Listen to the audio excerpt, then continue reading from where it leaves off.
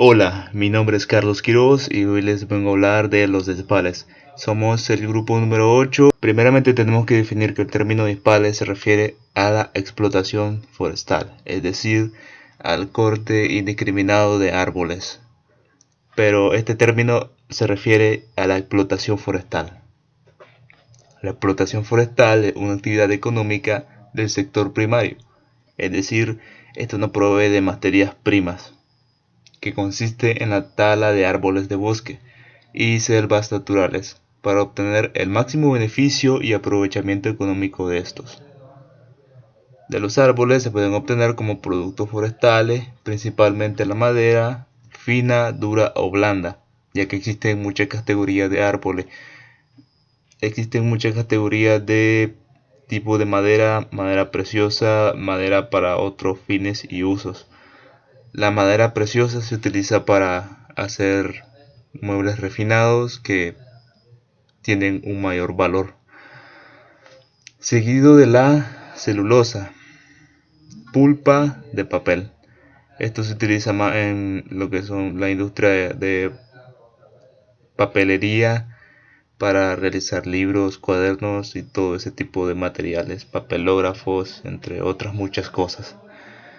Resina, caucho, seda artificial, cera, entre otros.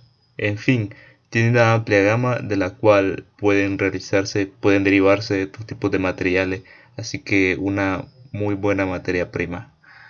Todos ellos son empleados como alimento o materia prima para fabricar numerosos artículos.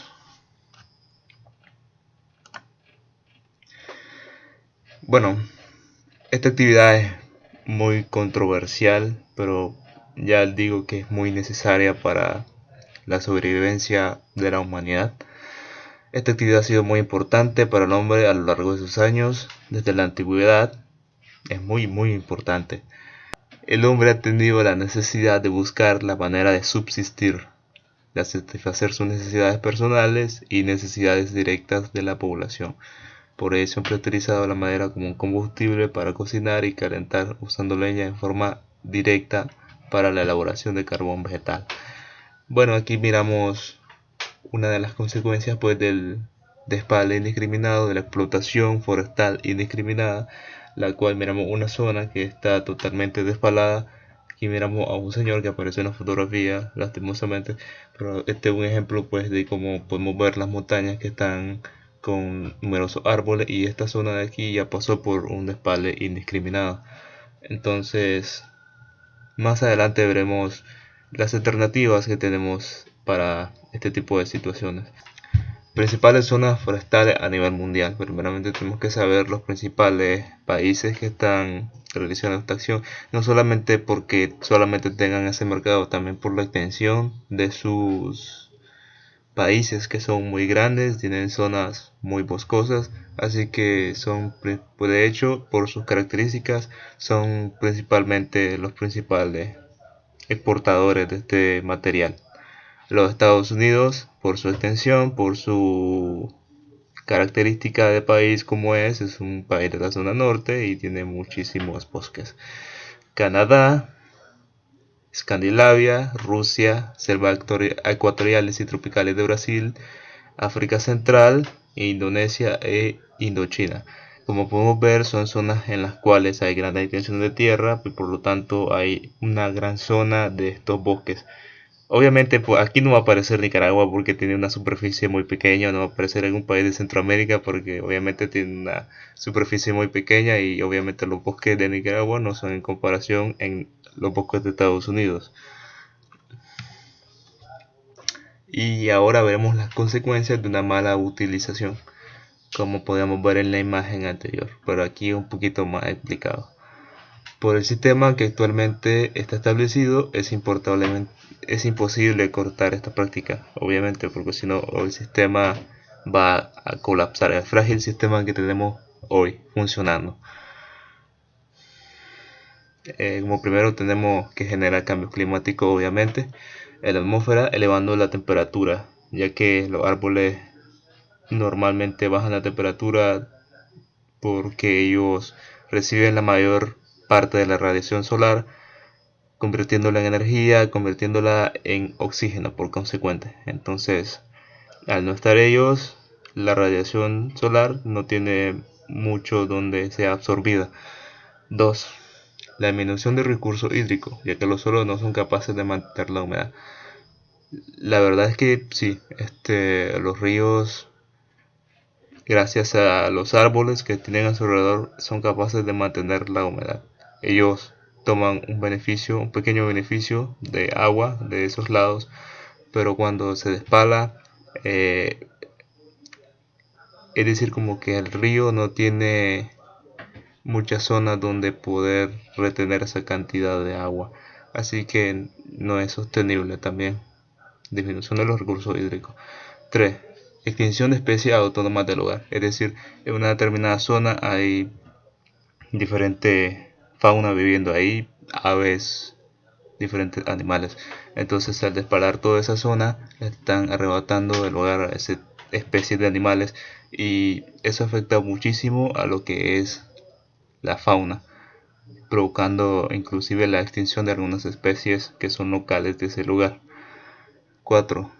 Disminución de la diversificación de la flora y fauna por cambios en la estructura del medio ambiente en el que viven, ya que también afecta a la flora, ya que si tal vez crecía algún tipo de planta especial en ese lugar, o crecía algún tipo de hongo, algún tipo de otra clasificación de plantas, ya no va a crecer más, ya que no van a tener la protección o no van a tener el buen aprovechamiento de los árboles que están alrededor. Es decir, están cambiando el equilibrio completo de su sistema, obligándolo a que ya no sobrevivan o que se tengan que adaptar más rápido si es que logran adaptarse. Las posibles soluciones: una solución un poco radical sería la ilegalización de la explotación, ya que actualmente es una mala idea porque es muy insostenible y el sistema no aguanta este tipo de acciones tan radicales. Sí se podría hacer, pero esto más bien lo que haría es elevar la tasa de ilegalización, es decir, la tasa de contrabando de madera, contrabando de materia prima, ya que buscarían las maneras de romper la ilegalización, generando más de la que ya existe en la actualidad. Y la opción más viable es la silvicultura. Actualmente es la más viable. Esta propone el uso y cuidado de los bosques con el propósito de satisfacer necesidades humanas. Se enfoca en el aprovechamiento racional de los bosques y selvas para mejorar su regeneración y composición y desarrollo. Esta es la más viable, es la más buena para el ambiente, y sería que tuviera una aplicación desde los métodos de enseñanza de la escuela. Sería muy buena. Obviamente, la generación actual que hay, que está a cargo de la deforestación, o sea, que está a cargo de la explotación de los bosques, no se puede hacer mucho a eso, pero las nuevas generaciones sería inculcarle esta cultura de la silvicultura. Hola, buenas. A continuación, les vengo a exponer lo que es la frontera agrícola. Los contenidos que voy a abarcar son una pequeña introducción, definición, avance de lo que es frontera agrícola, referentes históricos sobre la frontera, factores de riesgo y perjuicios que provoca esta misma. Bueno, un ecosistema boscoso involucra una gran cantidad de procesos tanto bióticos como abióticos. Este conjunto de procesos crea un sistema en cual es el adecuado para el desarrollo de cualquier organismo, y este mismo se autorregula. Bueno, este ecosistema también provee altas cantidades de minerales a la tierra, lo cual es beneficioso para actividades agropecuarias. Pero en esta ocasión vengo a exponerles un poquito sobre las consecuencias también. Definición de la frontera agrícola.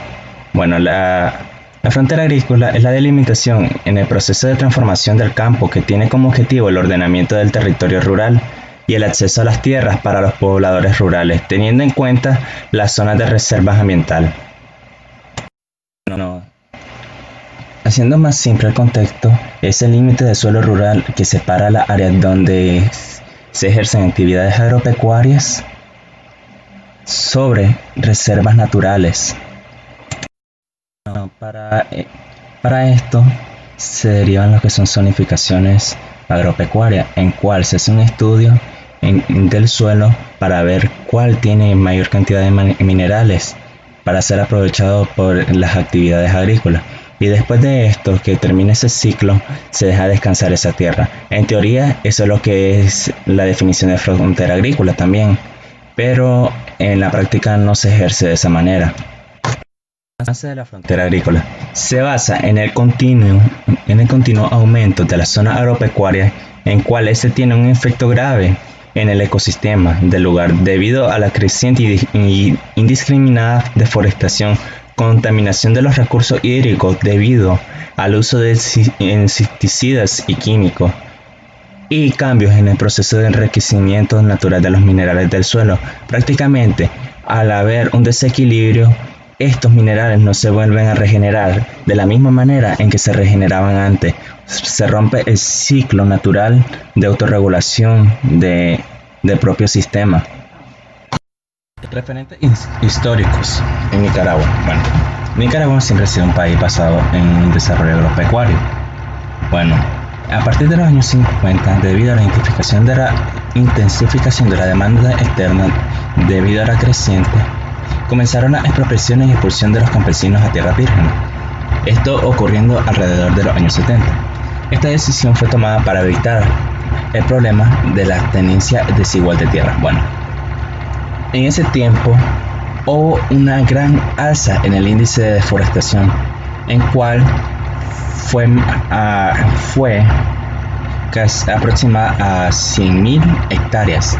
Bueno, al inicio de los 80, el gobierno de turno sandinista quiso cambiar el modelo por una economía mixta, lo que condujo a mayores expropiaciones. Bueno, eso es lo referente al cambio de gobierno. Mayores expropiaciones, y en cual esas tierras fueron después repartidas alrededor de los años 90, que es el retorno que vemos en la diapositiva. Bueno, guerra y recuperación. Debido a las expropiaciones y en el tiempo de guerra, el medio natural comenzó a regenerarse de una manera sin igual.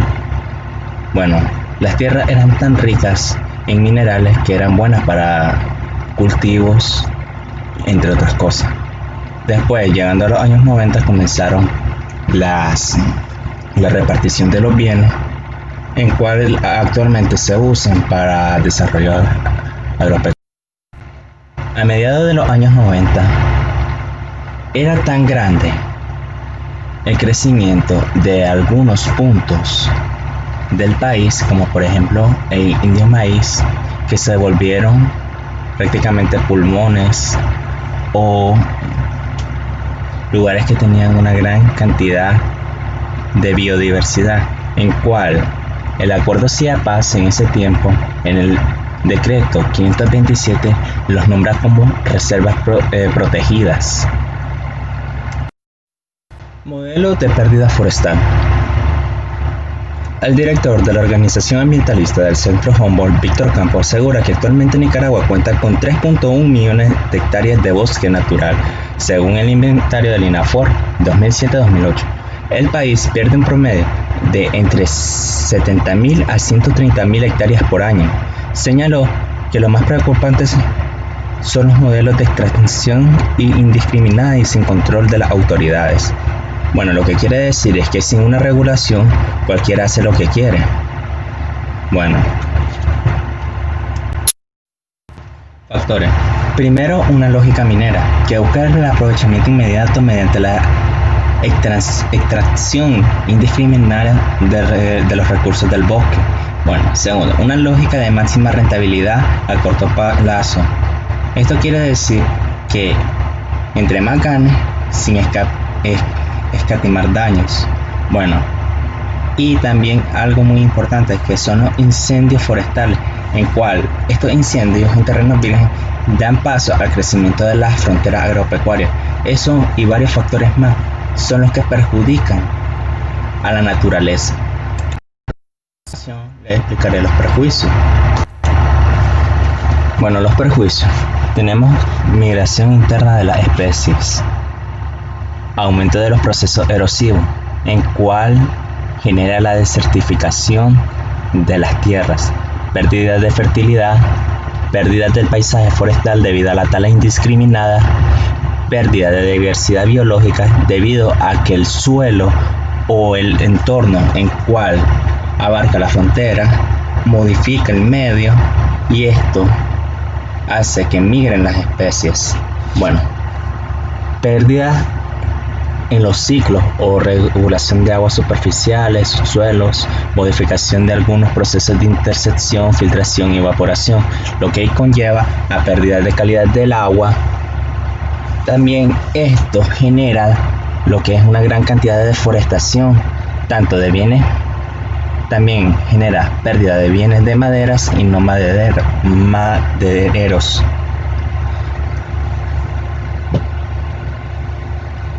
También, al desertificar, se genera la acumulación de gases de efecto invernadero, el cual es dañino para la capa de ozono y aumenta las temperaturas del lugar. Unas tablas que las toman del INAFOR, en cual por periodos entre 1952 a 66 tenemos un índice de deforestación de 56.000.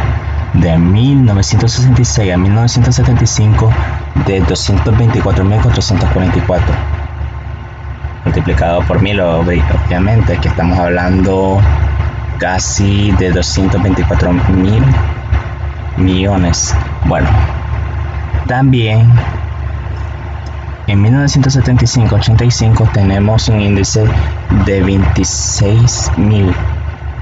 De 1995 al 2000 tenemos un índice de 130.141.000. Y del 2000 al 2010 tenemos 150.000. Bueno, no. A continuación les presento lo que es un mapa forestal y debido al crecimiento de lo que es la frontera agrícola y entre otros factores, cómo se ha dado la desertificación del país. Tenemos en 1940, 1992 y el 2000. Las zonas amarillas son las zonas que están desertificadas y las zonas verdes son las que aún conservan el verdor de la naturaleza o son algunas reservas. Conclusión. Primeramente se debe poner un plan de ordenamiento y control sobre la expansión de la frontera agropecuaria. Bueno, también se deben intensificar los planes de restauración ambiental sin aplicar cortinas de humo, mejor dicho, planes con transparencia y eficacia. Y también podemos decir que la frontera agrícola solo aumenta la degradación del ecosistema boscoso y solo para el aprovechamiento de recursos. Gracias por su atención. Eso sería todo.